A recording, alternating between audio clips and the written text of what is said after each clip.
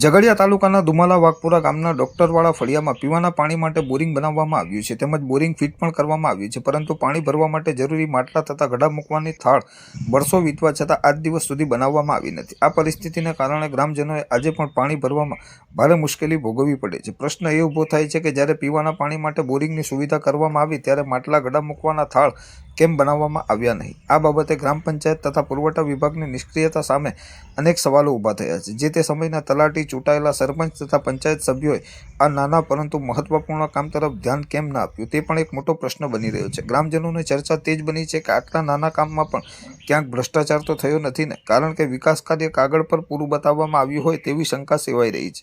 હવે પ્રશ્ન એ છે કે તાલુકા વિકાસ અધિકારી ઝઘડિયા આ ગંભીર બાબતે ધ્યાન આપશે ખરા કે પછી વિકાસ માત્ર ફાઇલો અને સહીના દાવાઓ પૂરતો જ સીમિત રહી જશે। ગ્રામજનોની માંગ છે કે તાત્કાલિક અસરથી પાણી ભરવાના થાળ બનાવવામાં આવે અને જવાબદાર અધિકારીઓ સામે યોગ્ય કાર્યવાહી કરવામાં આવે।